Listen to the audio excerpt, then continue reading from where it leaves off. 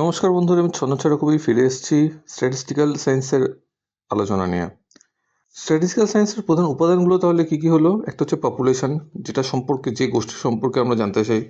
ধরা যাক ভারতের সব নাগরিকের ওপর কোনো একটা তথ্য আমরা জানতে চাইছি, তাহলে ভারতের সব নাগরিক হচ্ছে তার পপুলেশন। তার মধ্যে থাকবে একটা স্যাম্পেল।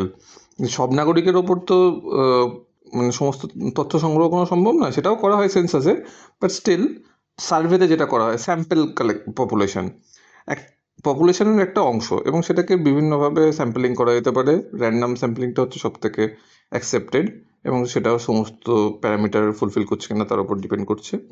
এরপর হচ্ছে ভেরিয়েবল, যে বৈশিষ্ট্যটা আমরা মাপতে চাইছি, হয়তো স্বাস্থ্য মাপতে চাইছি, বা শিক্ষা মাপতে চাইছি, বয়স মাপতে চাইছি, আয় মাপতে চাইছি, অ্যাভারেজ লাইফ স্প্যান মাপতে চাইছি ইত্যাদি। আহ, সেটা হচ্ছে আমাদের ভেরিয়েবল, যেটা মাপতে চাইছি। তারপরে হচ্ছে কোরিলেশন, যে দুটো কোনো ভেরিয়েবলের একসাথে পরিবর্তন হচ্ছে কিনা সেটা দেখা।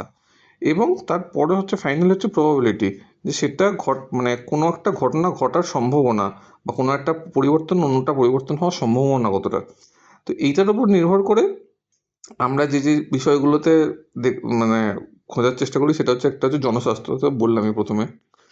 এছাড়া হচ্ছে অর্থনীতি। অর্থনীতিতে স্ট্যাটিস্টিক্স একটা খুব গুরুত্বপূর্ণ ভূমিকা পালন করে, কারণ কিনা এটাতে আমরা মানে অর্থনীতি এত কমপ্লেক্স সিস্টেম যে বিভিন্ন রকম তাতে স্টেক হোল্ডার্স আছে, বিভিন্ন রকম তাতে কোম্পানিরা থাকবে, বিভিন্ন রকম তাদের বিভিন্ন মানে স্বার্থ সম্পর্ক থাকবে, বিভিন্ন অর্থনৈতিক সম্পর্ক থাকবে।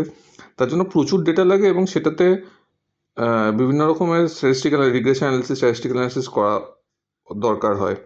আবহাওয়ার ক্ষেত্রে তো হয়ই, এটা আমরা এর আগেও অবজারভেশনাল সায়েন্সেও বলেছিলাম। মানে বেসিক্যালি অবজারভেশনাল সায়েন্সের সাথে কিন্তু স্ট্যাটিস্টিক্যাল সায়েন্স খুব রিলেটেড, কারণ অবজারভেশনাল সায়েন্স যখন আমরা করি তখন আমরা প্রচুর স্ট্যাটিস্টিক্যাল ডেটা কালেক্ট করি, এবং সেই ডেটার ভিত্তিতেই আমরা অ্যানালিসিসগুলো করি। খেলাধুলা, স্পোর্টস সায়েন্সের ক্ষেত্রেও স্ট্যাটিস্টিক্স খুব গুরুত্বপূর্ণ।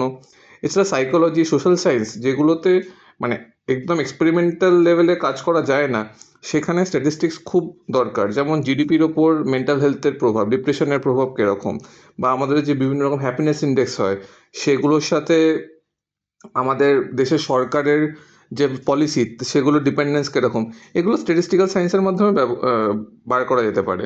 এর পরের পর্যায়ে আমরা আলোচনা করব যে এর স্ট্রেংথ আর লিমিটেশনসগুলো কী কী, এবং তারপর আমরা কনক্লুড করব।